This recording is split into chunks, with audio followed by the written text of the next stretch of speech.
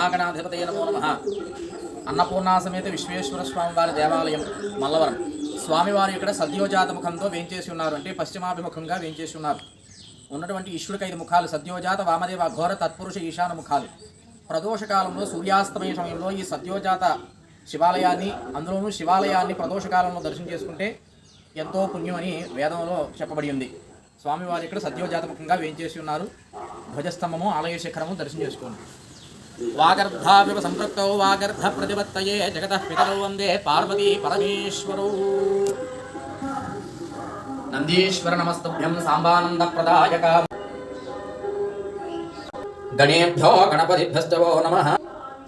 సోమాయ చ రుద్రాయ చ నమస్తామ్రాయ చ అరుణాయ చ నమః శృంగాయ చ పశుపతయే చ నమః ఉగ్రాయ చ భీమాయ చ నమః అగ్రే వధాయ చ దూరే వధాయ చ నమో హంత్రే.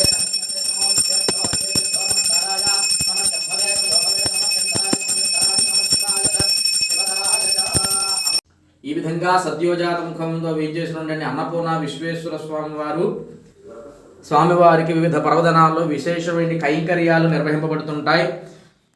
పార్వతీపతయే హర హర మహాదేవ శంభో శంకర. నాగబంధ దేవత వల్లి దేవసేన సమేత సుబ్రహ్మణ్యేశ్వర నాగేశ్వర స్వామివారు అంతరాలయంలో వేంచేసి ఉన్నారు.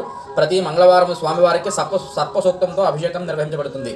అలాగే అంతరాలయంలో మృత్యుంజయ హనుమాన్, రుద్రాంశ సంభూతుడైన ఆంజనేయ స్వామి వారు కూడా వేంచేసి ఉన్నారు. ఈయనకి ప్రతి మంగళవారం అర్చనాది కైంకర్యాలు నిర్వహింపబడతాయి. అలాగే ఈ అన్నపూర్ణ సమేత విశ్వేశ్వర స్వామివారి ఆలయంలో నవగ్రహాలు కూడా వేంచేసి ఉన్నారు. ప్రతిరోజు ఇవాళ సోమవారం చంద్రుడికి ప్రీతికరం, అలాగే చంద్రుడికి అర్చన.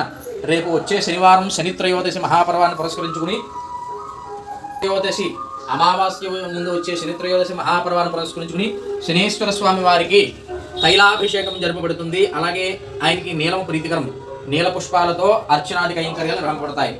నాగమల్లి వృక్షం, ఇదిగో చూడండి, వీటిని నాగమల్లి పుష్పాలు అంటారు. ఇది సర్పము, ఇందులో ఉన్నది లింగము, ఇది పానవట్టము. సర్పము, లింగము, పానవట్టము ఇవి శివుడికి ప్రీతికరమైనటువంటి నాగమల్లి పుష్పాలు అంటారు. కూడా వేయించేశారు. దత్తాత్రేయ స్వామివారు, మహాగణపతి, అలాగే సద్గురు సాయినాథ స్వామివారు. శ్రీదత్త గురుదత్త జయ జయ దత్త.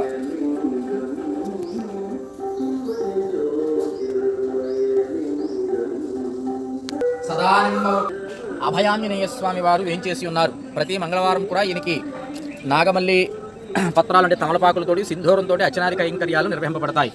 రామలక్ష్మణ జానకి జైబోలో హనుమానికి జై. అలాగే అశ్వత్థ వృక్షం అంటే రావి చెట్టు, మూలతో బ్రహ్మరూపాయ, మధ్యతో విష్ణురూపిణి, అగ్రత శివరూపాయ వృక్షరాజాయతే నమః.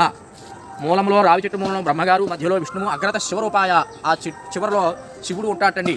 చక్కగా ప్రదక్షిణం చేసుకోవచ్చు, దేవాలయాన్ని దర్శనం చేసుకుని అన్నపూర్ణ విశ్వేశ్వర స్వామి వారి అనుగ్రహాన్ని పొందుకోవచ్చు. ఓకే.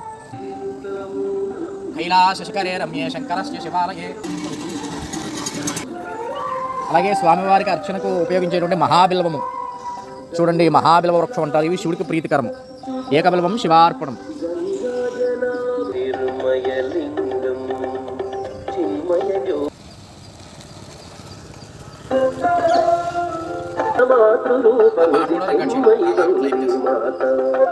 శివుడు ధరించిన మాతృ